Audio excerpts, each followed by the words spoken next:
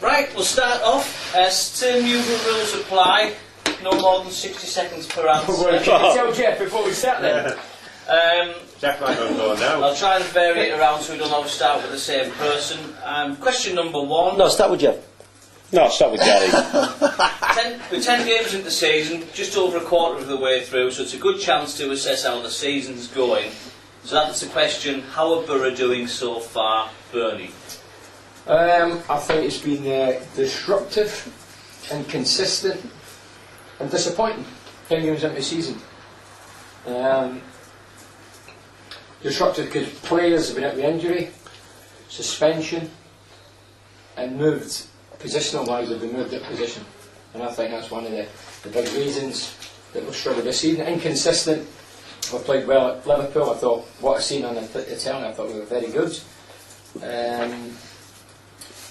But I've seen more good games. I've seen more bad games. I've seen good games, and I thought Wigan, we came away with a victory. I thought defensively brilliant as an attacking force. I thought we were brutal, and I think we've got a big problem at the minute. But 10 games into it. I've been disappointed, but not overly disappointed because I half expected it. Yeah, I half expected it. Fair enough. Jack? I just think the league is now about 4 teams, a couple of others, and then the rest. And we are probably as inconsistent as anybody else. I agree with Bernie, the injuries, playing people out of position. There just hasn't been a continuity, but I'm not as sort of down on it as Bernie is, because I think that is just the Premier League now.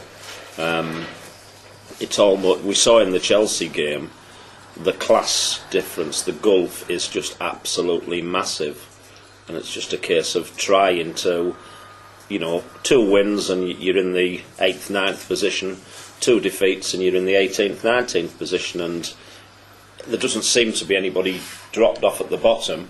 There just seems to be about 14 teams that on the day can play well, but they don't have too many, there's no consistency. Just bearing in mind that we talk about how Boro are doing as a unit, whether more disappointing or impressive than you expected. Gary, same thing, 10 games in, how we doing? I think we're 9th in the table, are we not? Right? I think we've had one major disappointment, which was Chelsea. Everyone's talked about that. Potentially, if we hadn't been conceding late goals, we'd be 4th, is it? Well, we beat Manchester City, who've just spent zillions, who were trying to be top 4. We can't compete with that, we just done them, 2-0. And it's inconsistent, for sure it's inconsistent, because it's an unbelievably competitive league. And the big test for me is the West Ham game coming up, because that's a game where we're all going to go into that and expect to win the game. And if we do, another 3 points, that can elevate you further up the table. Jeff's hit on it perfectly. You lose a couple, you can find yourself looking over your shoulder for relegation. You win a couple, and you're right up there outside the top 4 course, but you're right up there sniffing around perhaps, 5th, 6th, 7th, 8th. At the moment we're 9th. And I agree, Chelsea's was a terrible game for us, but there's been some good performances. We've missed Turnbull massively. Hopefully he's going to keep himself fit because he's such a lift to us. There's been other big positives, the goalkeeping situation, dear me, everyone's panicking like hell at the start of the season, and that's all been resolved. So, like I said, looking ahead, West Ham's a big game, but I'm quite upbeat. Hi, good job safer than the BBC for another year, Gary. Yeah, I'm quite upbeat. That's my opinion, but being honest. That's my opinion. I respect your opinion, I don't agree with it, I respect it. I'm quite upbeat at the moment as well, because I your job's safer than then. For life. Very, very close to a big breakthrough in terms of taking the club forward. We haven't been able to see our games, which has been frustrating. We've missed some glorious chances so far this season, and as Gary says, we'd be in a Champions League place if we'd taken these opportunities. I think operating with a small squad is a problem which will potentially hold us back, but with a bigger squad, I really think that we're operating on the right lines now, and we could be top 10 this season, which a few weeks ago I didn't think was possible. We are showing a grit in our defending which wasn't there in the opening games. We defended very well at Wigan, very well at Blackburn, and very well against Man City, and really, as long as we don't go backwards, it can be a good season. Eric, top scorers of the Premiership before last night, Manchester City. Clean sheet, I think. Ross Turnbull. I mean, The defence had gaping holes in it, didn't it? They had 4 or 5 clean-cut chances. Well, we didn't concede a goal. For the goalkeeper. Come back to that in a second. Well, I think we're doing as well as can be expected. I mean, we had the talk in August, and we all said the squad is very thin, and there's some positions where it's extremely thin, and we knew there were going to be problems. We had a couple of injuries and suspensions at the back, and it kicked in. Without Tunkai, the big missing in midfield, and that affected performances and results. And we knew we were going to get those dips. I think what we have is a situation where if Boro can get their first 11 on the pitch, they're as good as any of that group outside the top 4. The problem is going to be keeping that first 11 on the pitch. And we always knew that was the case right from day one. You think Gareth knows his first 11? I think he pretty much does. We all know, you know, the first 12 or 13 players. And you look at the bench, and that's where the problem lies.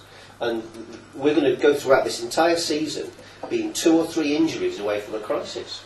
Well, we know that was the decision taken by the club to operate on this basis. It's a sensible basis financially, but it does carry a risk with it.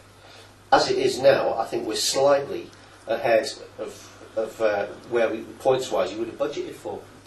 Right. Okay, we'll go on which players have impressed you so far, and we'll start this time with Gary. It was a whiskey. Which players have impressed? Well, the obvious one is the goalkeeper, Ross Turnbull. And I'm going to be massively upbeat again. I'm going to say, well done. Remember we had this debate? Yeah, well done to the gaffer, well done to Persey, because Was that his first choice? they could have. Well, it's turned out to be, doesn't it? Whether it be Brad or him, it was going to be one of the two. He said that they're both vying for positions. I don't think he said who was his first choice. I think Ross Turnbull. The season with Ross With Brad, didn't he? with Brad, sorry, with But Brad. Ross has taken the gloves. He's been terrific, and why I'm impressed with that particularly is because there was money there to go and buy a goalkeeper. There was goalkeepers that wanted to come to our place, and they chose. They made a difficult decision, a decision that got everybody Who talking. made the decision? Well, obviously the manager. The manager Was it the said manager? with Persey, they've had the chat because they could have been. They could have changed. They Do could you have. think it was those two that made that decision? I believe there was cost. I believe there's definitely money there. There was keepers who wanted to come and join us, and they went. And I know for a fact Persey stands behind his goalkeepers and said they're good enough to do the job.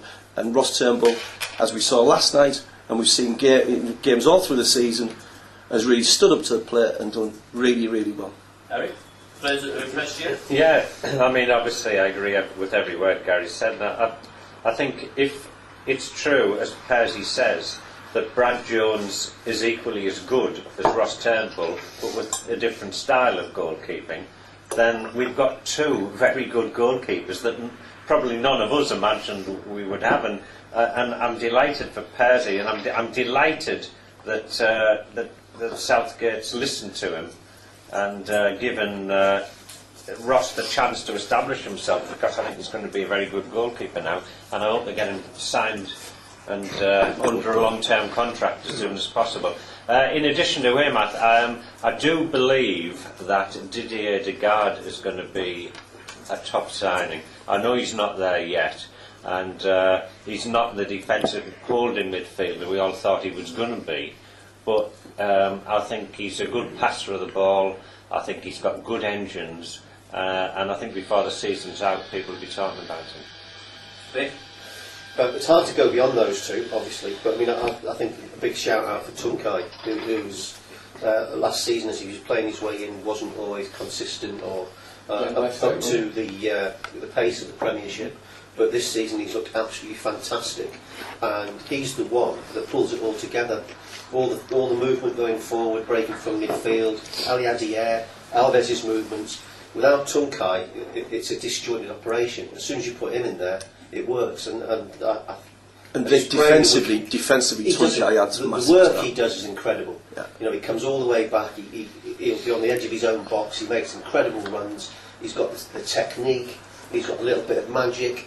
I mean, I just pray that we can keep him fit and get the best out of him this season, because I think he's brilliant. How many games has he played this season? He's missed 4. Played the first couple, didn't he?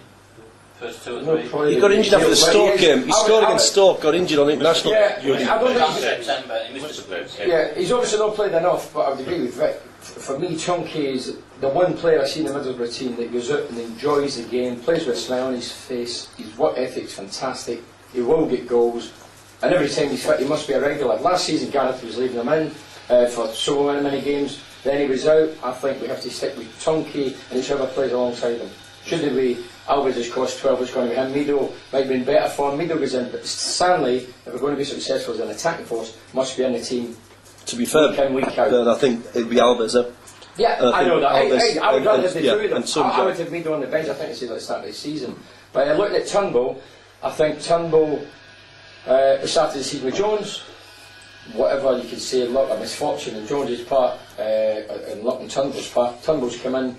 He did very well. Yeah, there's been a couple of clangers that he's not been a scrupulously clean. He's never done error. He's had a few, but he's did ever so well as a young lad, and it's a tall order coming into the Premier League environment. There's no keepers in the Premier League But- not made errors this season. No, I've seen David James, England's #1, throwing them in.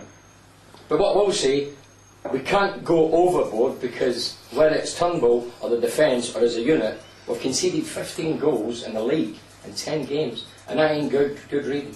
We've got 2 clean sheets, and we're sitting here today after last night, which is all well and good, but 15 goals have hit the back of your net, so somebody has to be responsible. And keepers, in my opinion, at the end of the season, if Turnbull's had 20 clean sheets, take my half, fantastic. Crosley, remember Crosley? #2 goalkeeper Swatzer, he came in and had 11, 12 clean sheets in the bounds, still get left out. That's the form that Turnbull has to thrive for. A keeper should be judging clean sheets, as Alves and company should be scoring goals. How good you are coming in the season.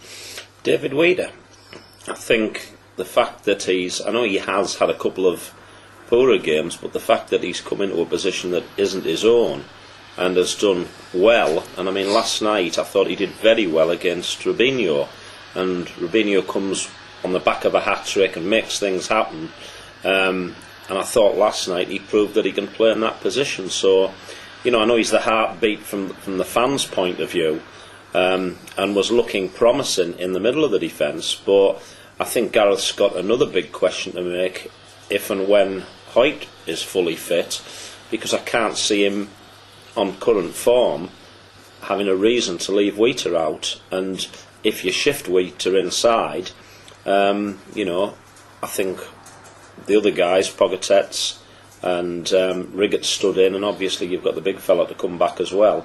I can't see you leaving Wheater out, and he may well end up making that position his own.